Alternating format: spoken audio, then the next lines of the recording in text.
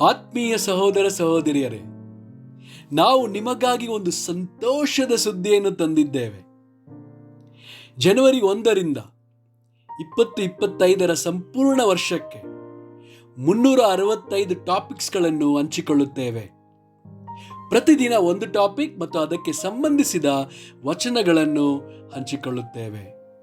ಇದನ್ನು ಕೇಳಿ ಧ್ಯಾನಿಸಿ ಆಶೀರ್ವಾದ ಹೊಂದಬೇಕೆಂದು ಪ್ರೋತ್ಸಾಹಿಸುತ್ತೇನೆ. ದಯವಿಟ್ಟು ಸಬ್ಸ್ಕ್ರೈಬ್ ಮಾಡಿ ನಿಮ್ಮ ಸ್ನೇಹಿತರೊಂದಿಗೆ ಹಂಚಿಕೊಳ್ಳಿ.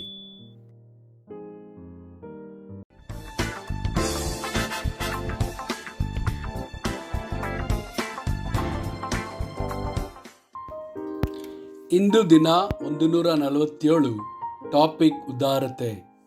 ಮಾಲಕಿ 3 ವಚನ 10. ನನ್ನ ಆಲಯವು ಆಹಾರ ಶೂನ್ಯವಾಗದಂತೆ ನೀವು ದಶಮಾಂಶ ಯಾವತ್ತನ್ನು ಭಂಡಾರಕ್ಕೆ ತೆಗೆದುಕೊಂಡು ಬನ್ನಿರಿ.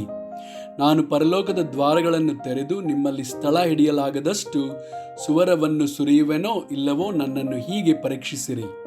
ಇದು ಸೇನಾಧೀಶ್ವರ ಯೆಹೋವನ ನುಡಿ. ಜ್ಞಾನೋಕ್ತಿಗಳು 11 ವಚನ 24ರಿಂದ 25. ಒಬ್ಬನು ತನ್ನ ಧನವನ್ನು ಚೆಲ್ಲಿದರೂ ಅವನಿಗೆ ವೃದ್ಧಿ, ಮತ್ತೊಬ್ಬನು ನ್ಯಾಯವಾದದ್ದನ್ನು ಬಿಗಿ ಹಿಡಿದರೂ ಅವನಿಗೆ ಬಡತನ. ಉದಾರಿಯು ಪುಷ್ಟನಾಗುವನು, ನೀರು ಹಾಯಿಸುವವನಿಗೆ ನೀರು ಸಿಕ್ಕುವುದು. 2 ಕೊರಿಂಥದವರೆಗೆ 9 ವಚನ 7. ಪ್ರತಿಯೊಬ್ಬನು ತನ್ನ ತನ್ನ ಹೃದಯದಲ್ಲಿ ನಿರ್ಣಯಿಸಿಕೊಂಡ ಪ್ರಕಾರ ಕೊಡಲಿ.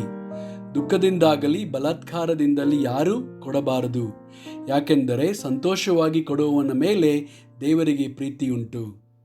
ಲೂಕ 6 ವಚನ 38. ಕೊಡಿರಿ, ಆಗ ನಿಮಗೂ ಕೊಡುವರು. ಜಡಿದು ಅಲ್ಲಾಡಿಸಿ ಹೊರಚೆಲ್ಲುವ ಹಾಗೆ ತುಂಬಾ ಅಳತೆಯನ್ನು ಅಳೆದು ನಿಮ್ಮ ಸೆರಗಿಗೆ ಹಾಕುವರು.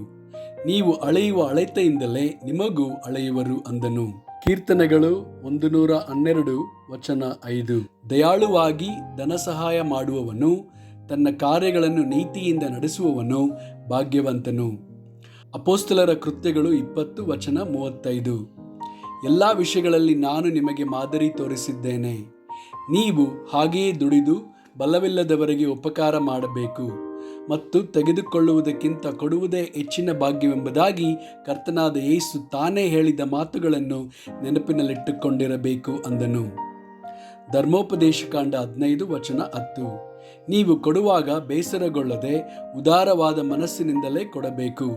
ಇದರಿಂದ ನಿಮ್ಮ ದೇವರಾದ ಯೆಹೋವನು ನಿಮ್ಮ ಎಲ್ಲ ಕೆಲಸಗಳಲ್ಲಿಯೂ ಪ್ರಯತ್ನಗಳಲ್ಲಿಯೂ ನಿಮ್ಮನ್ನು ಅಭಿವೃದ್ಧಿಪಡಿಸುವನು.